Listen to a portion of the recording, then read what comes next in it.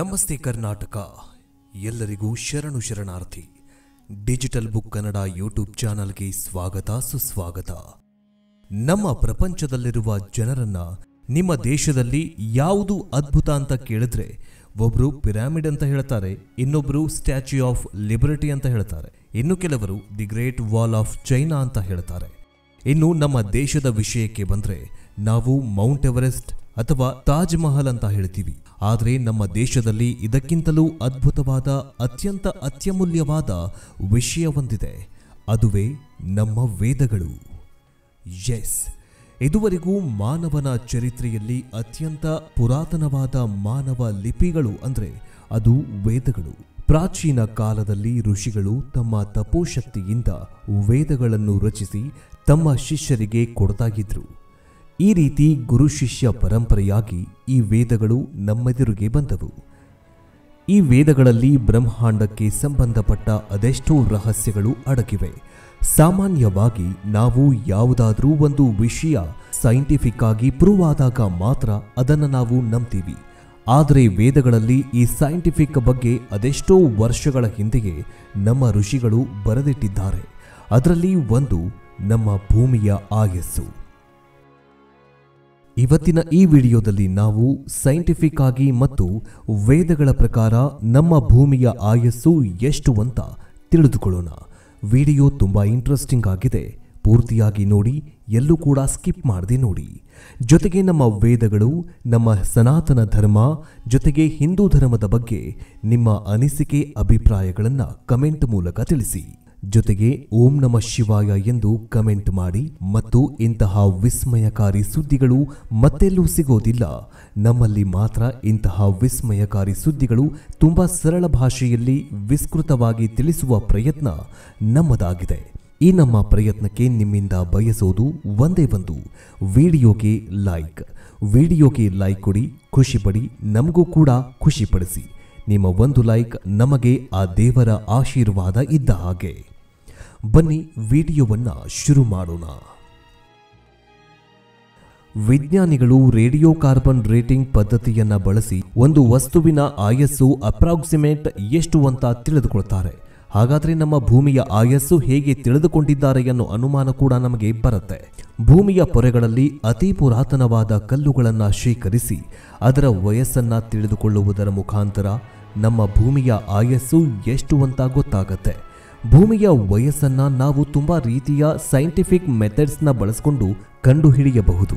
ಆದರೆ ಇಲ್ಲಿ ತುಂಬಾ ಅಕ್ಯುರೇಟ್ ಆಗಿ ತಿಳಿಸುವ ಒಂದೇ ಒಂದು ಪದ್ಧತಿ ಅಂದ್ರೆ ಅದುವೇ ರೇಡಿಯೋ ಕಾರ್ಬನ್ ಡೇಟಿಂಗ್ ಪದ್ಧತಿ. ಇದರ ಮುಖಾಂತರ ಭೂಮಿಯ ಆಯಸ್ಸನ್ನ ಕಂಡುಹಿಡಿಯುತ್ತಾರೆ. ಎಕ್ರೇಷನ್ ಅನ್ನೋ ಕ್ರಿಯೆಯಿಂದ ಗ್ಯಾಸ್ ಮಾಡಿಕೊಂಡು ಒಂದು ಕಡೆ ಕಲ್ಲುಗಳನ್ನ ಶೇಖರಿಸಿ ಇಡಲಾಗುತ್ತೆ.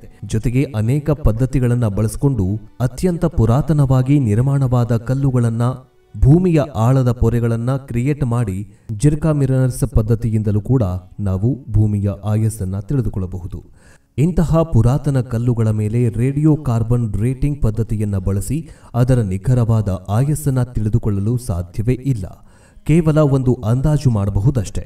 ಈ ರೀತಿಯಾಗಿ ಕಾರ್ಬನ್ ಡೇಟಿಂಗ್ ಪದ್ಧತಿಯನ್ನು ಬಳಸಿ ವಿಜ್ಞಾನಿಗಳು ಕೊಟ್ಟ ರಿಸಲ್ಟ್ ಏನಂತಂದ್ರೆ ಭೂಮಿಯ ಆಯಸ್ಸು 4.54 ಬಿಲಿಯನ್ ಪ್ಲಸ್ ಆರ್ ಮೈನಸ್ ಅಂತ ಹೇಳಿದ್ದಾರೆ.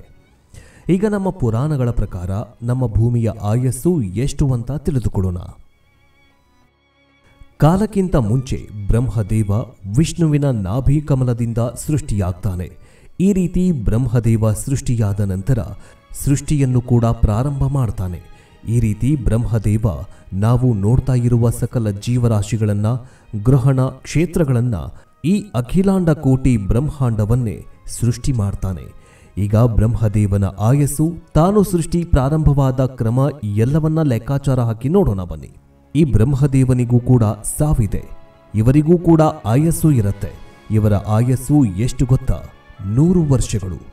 ಬರೀ 100 ವರ್ಷನ ಅಂತ ನೀವು ಪ್ರಶ್ನೆಯನ್ನ ಕೇಳಬಹುದು. ಬರೀ 100 ವರ್ಷ ಅಂತ ಅಂದ್ರೆ ತಪ್ಪಾಗತ್ತೆ. ಯಾಕಂದ್ರೆ ಇವರ 100 ವರ್ಷ ನಮಗೆ ತುಂಬಾ ಜಾಸ್ತಿ ವರ್ಷಗಳು. ಬ್ರಹ್ಮದೇವನ ಆಯಸ್ಸು 300.04 ಬಿಲಿಯನ್ ವರ್ಷ, ಅಂದ್ರೆ 31,000 ಕೋಟಿ ವರ್ಷಗಳು. ನಮಗೆ ಈ ಲೆಕ್ಕಾಚಾರ ಅರ್ಥ ಆಗಬೇಕಂದ್ರೆ ಮೊದಲು ನಾವು ನಮ್ಮಿಂದ ಪ್ರಾರಂಭ ಮಾಡಬೇಕು. ನಮ್ಮಲ್ಲಿ 4 ಯುಗಗಳು ಇರುತ್ತೆ: ಸತ್ಯಯುಗ, ತ್ರೇತಾಯುಗ, ದ್ವಾಪರ ಯುಗ ಹಾಗೂ ಕಲಿಯುಗ. ಈಗ ನಾವು ಪ್ರೆಸೆಂಟ್ ಕಲಿಯುಗದಲ್ಲಿ ಜೀವನ ಮಾಡ್ತಾ ಇದ್ದೀವಿ. ಕಲಿಯುಗದ ಜೀವನ ಅವಧಿ 4,32,000 ವರ್ಷಗಳು. 32 ಲಕ್ಷ ವರ್ಷಗಳ ಹಿಂದೆ ಶ್ರೀಕೃಷ್ಣನು ಈ ಭೂಮಿಯನ್ನ ಬಿಟ್ಟು ಹೋದ ನಂತರ ಕಲಿಯುಗ ಆರಂಭವಾಗುತ್ತೆ. ಸೂರ್ಯ ಸಿದ್ಧಾಂತದ ಪ್ರಕಾರ 18 ಫೆಬ್ರವರಿ 3102 BCE ಅರ್ಧರಾತ್ರಿಯಲ್ಲಿ ಕಲಿಯುಗ ಆರಂಭವಾಗಿದೆ.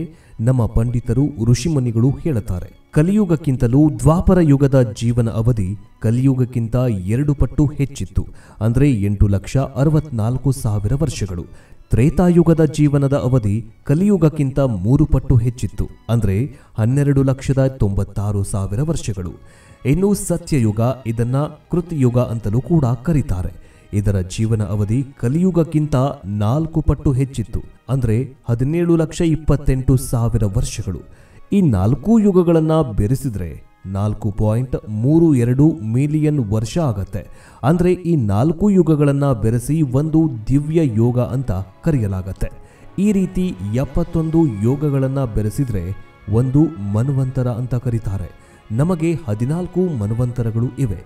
ಈ 14 ಮನ್ವಂತರಗಳು ಮುಗಿದ ನಂತರ ಮತ್ತೆ ಅದೇ ಸೈಕಲ್ ರಿಪೀಟ್ ಆಗತ್ತೆ.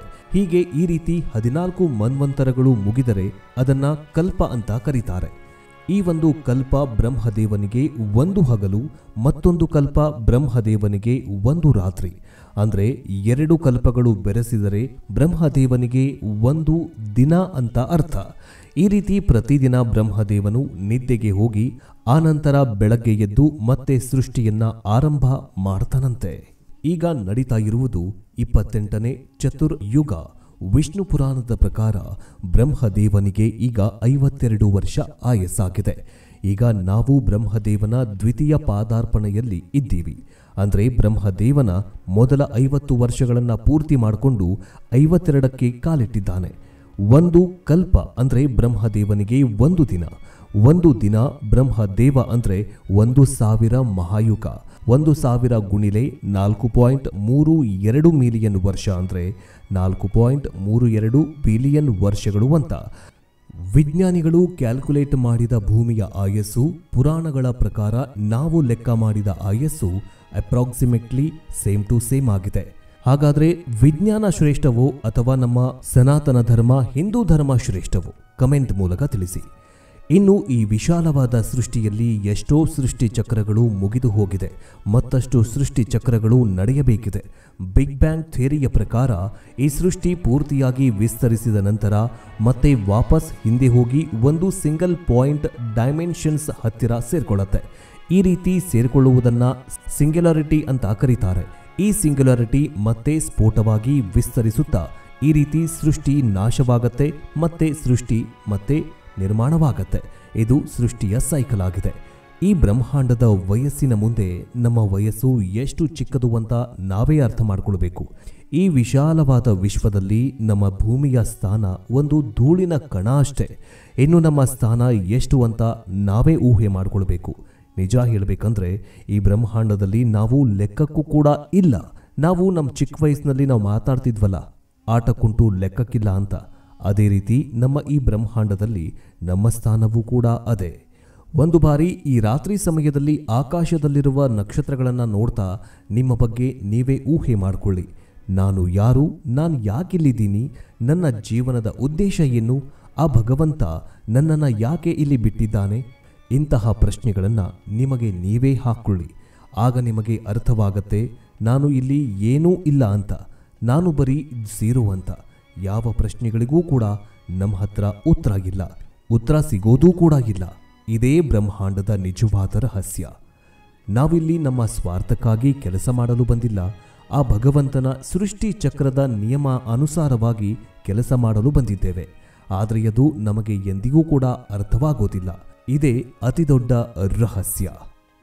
ಈ ಸನಾತನ ಧರ್ಮ ಮತ್ತು ಹಿಂದೂ ಧರ್ಮದ ಬಗ್ಗೆ ನಿಮ್ಮ ಅನಿಸಿಕೆ ಅಭಿಪ್ರಾಯಗಳನ್ನು ಕಮೆಂಟ್ ಮೂಲಕ ತಿಳಿಸಿ. ವಿಡಿಯೋ ಇಷ್ಟವಾದಲ್ಲಿ ಖಂಡಿತ ಲೈಕ್ ಮಾಡಿ, ಶೇರ್ ಮಾಡಿ. ಮುಂದಿನ ವಿಡಿಯೋದಲ್ಲಿ ಮತ್ತೆ ಸಿಗೋಣ. ಜೈ ಹಿಂದ್, ಜೈ ಕರ್ನಾಟಕ. ಎಲ್ಲರಿಗೂ ಶರಣು ಶರಣಾರ್ಥಿ. ಓಂ ನಮಃ ಶಿವಾಯ.